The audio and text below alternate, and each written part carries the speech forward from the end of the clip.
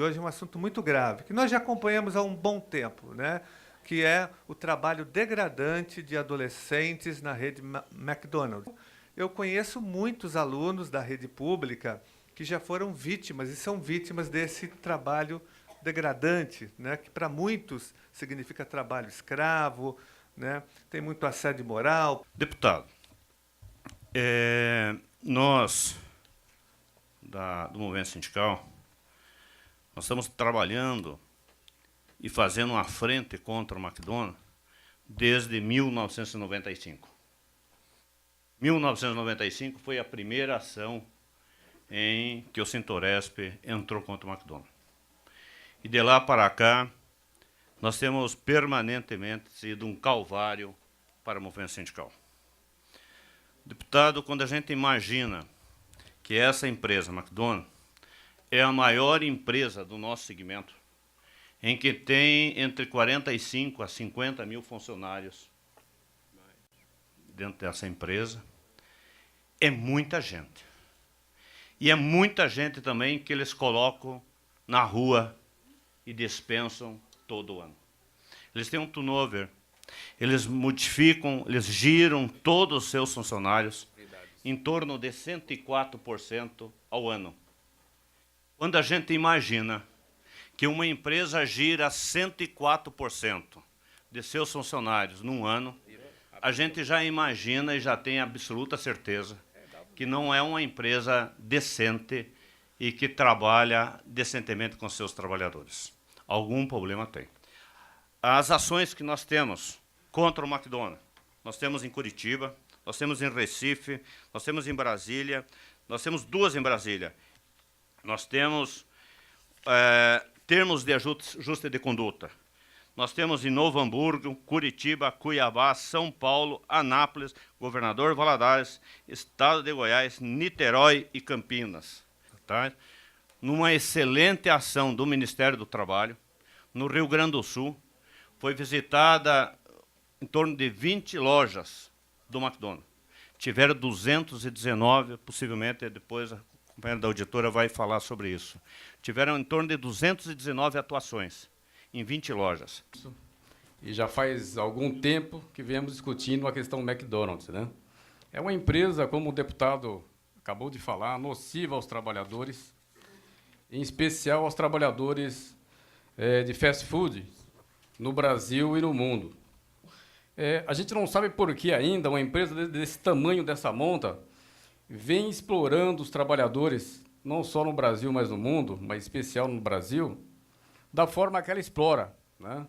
São tantas as denúncias envolvendo essa empresa que vai desde assédio moral, assédio sexual, não paga os vencimentos, nem sequer o salário mínimo mensal, né? Estamos denunciando, estamos indo para a rua, já fomos para o Senado, estamos aqui na Assembleia Legislativa, já fomos para o Ministério Público, enfim. E a gente vê que, na prática mesmo, no dia a dia dos trabalhadores, não vem acontecendo o esperado, né? Que mude essa prática da empresa. A McDonald's não quer consertar nada, ela não quer fazer as coisas certas, porque ela ganha muito mais com as irregularidades que pratica do que com a própria venda do hambúrguer. Conseguir, por exemplo, fazer o Tribunal Regional do Trabalho, esqueceu um dos princípios básicos do direito do trabalho, que é a aplicação da norma mais benéfica aos trabalhadores. Então, no momento em que havia uma discussão sobre duas convenções coletivas de trabalho, eles teriam que evocar esse princípio básico do direito do trabalho para aplicar a norma mais benéfica, que era da outra convenção. E aplicaram a norma oriunda de um sindicato criado pela McDonald's, que é outra aberração. Como é que o Estado Democrático de Direito, que nós perseguimos, nós queremos chegar lá, temos que exercitar para chegar a esse ponto. Como é que o ordenamento jurídico do Estado Democrático de Direito permite que uma empresa poderosa chegue aqui no Brasil e crie um sindicato? Só isso é uma aberração. Eu tenho por obrigação mencionar para vocês aqui, num levantamento breve que a minha assessoria fez, Aqui em São Paulo, só em relação a Arcos Dourados, tá certo? 144 investigações. Algumas delas já encerradas. Ações civis públicas ajuizadas, eu tenho aqui 1, 2, 3, 4 ações civis públicas. Nós não estamos só policiando a Arcos Dourados, como o senhor bem relatou. Nós estamos policiando, investigando, melhor dizer a palavra, toda a cadeia produtiva McDonald's, né? Não só aqui em São Paulo, como eu falei, em todas as unidades do Brasil onde há Procuradoria Regional do Trabalho. Situação muito clara de trabalho escravo que nós temos e vivenciamos pessoalmente foi a questão das fazendas, do trabalho rural, né? Onde a pessoa trabalha e justamente ela gera a dívida do trabalho mesmo dela. Para se alimentar, ela tem que pagar, tá certo?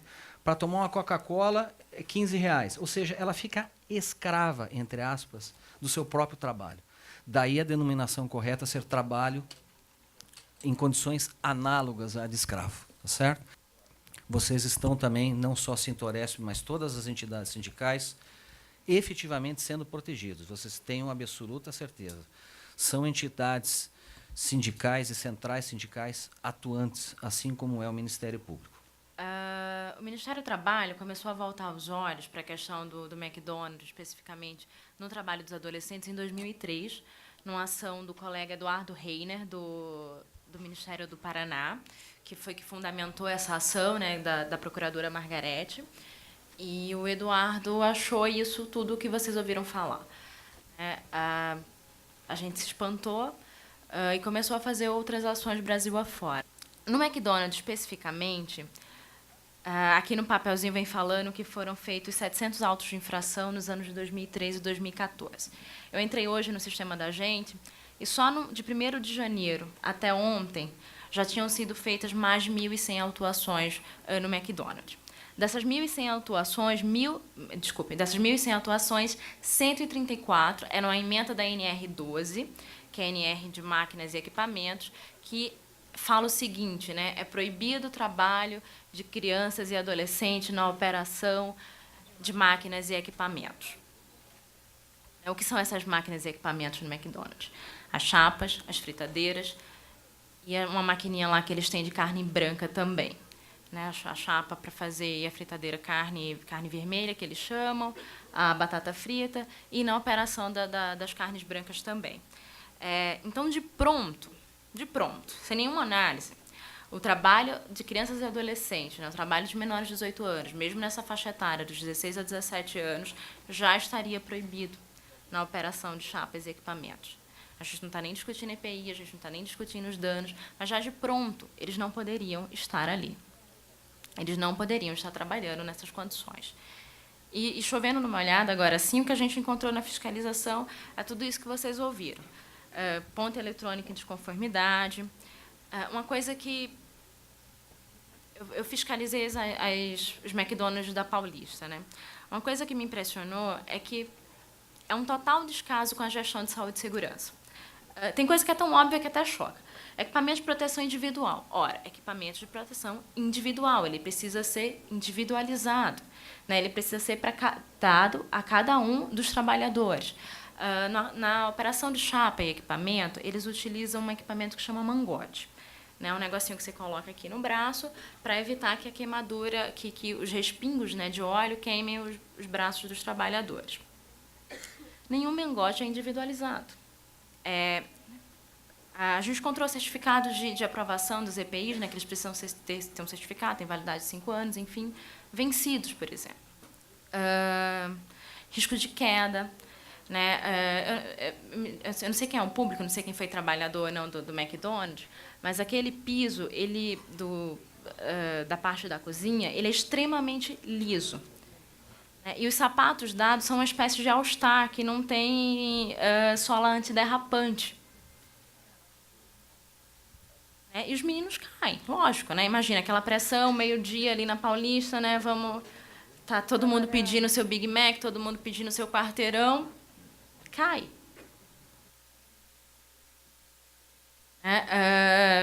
A questão da limpeza do banheiro, né, que a procuradora Margarete falou, o TST tem decisão, né, que banheiros de grande circulação, na limpeza de banheiros de grande circulação, é considerado uma condição insalubre de trabalho, então eles não poderiam trabalhar na limpeza de banheiros. Tem uma besteira também que me impressiona tanto. Sabe aquelas casquinhas de McDonald's, que é só um guichezinho lá, um quiosquezinho com o menino em pé o dia inteiro? Vocês já repararam que não tem lugar para sentar? São 8 horas em pé. Não há uma gestão de saúde e segurança. E onde começa essa falta de gestão de saúde e segurança?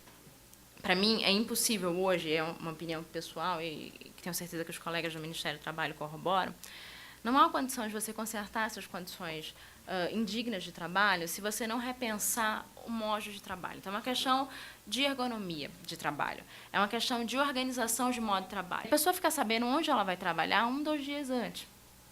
Tem 3 funções no McDonald's, se eu não me engano, né? Tem um anfitrião, um atendente e alguns gerentes. O atendente, ele faz tudo, né? Tudo isso que a gente está falando da comida, da limpeza de banheiro, da limpeza de salão, descarregar material também são os meninos que descarregam. Né? Entrada na câmara fria, a gente pegou numa cidade do interior, eu não lembro qual.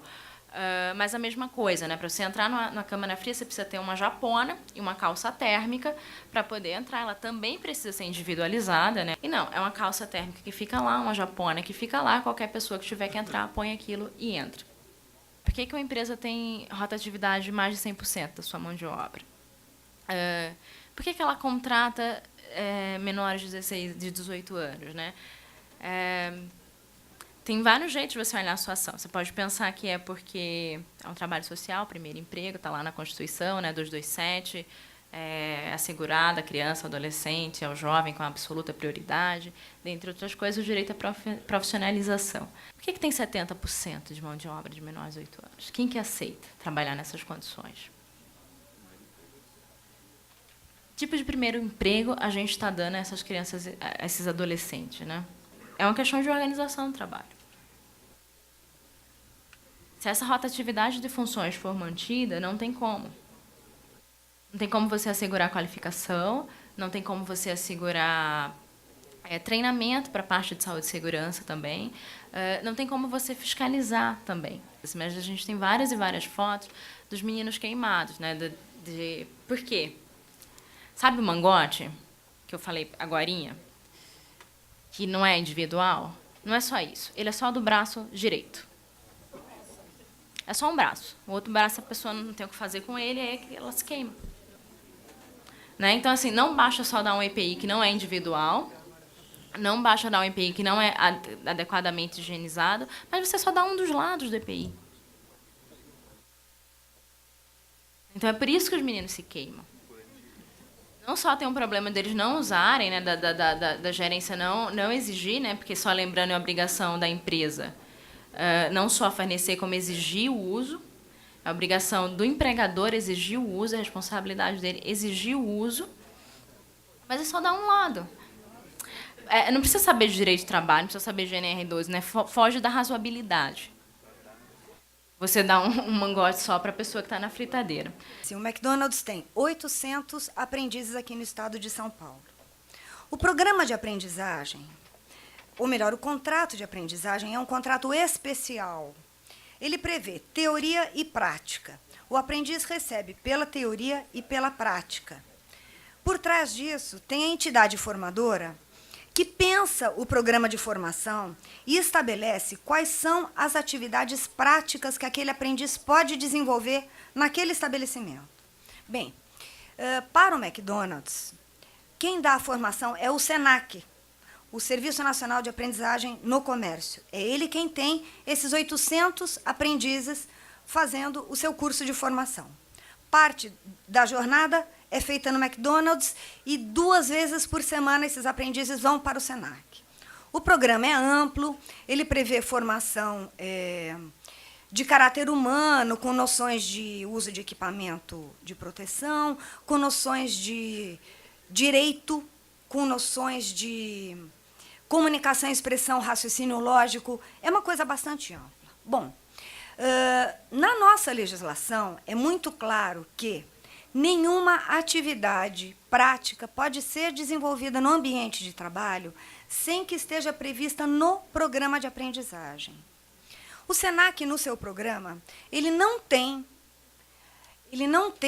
a atuação do aprendiz em fritadeira e nem em chapa. No entanto, tá, nós constatamos que o aprendiz faz, sim, essas atividades, tá, em desobediência, não ele, né, mas a empresa que lhe acomete essa atividade ao programa de aprendizagem.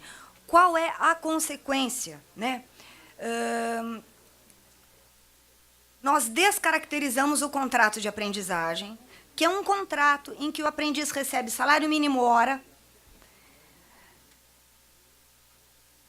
transformamos em contrato normal de trabalho e a empresa é obrigada a registrar como trabalhador efetivo. É uma luta que nós temos para abranger todos esses estabelecimentos, que não são poucos no Estado. A empresa utiliza o aprendiz como mão de obra barata, mão de obra normal de trabalho como qualquer outro trabalhador, e não respeita as condições especiais a que ele deveria estar submetido no âmbito do trabalho. Infelizmente, todas essas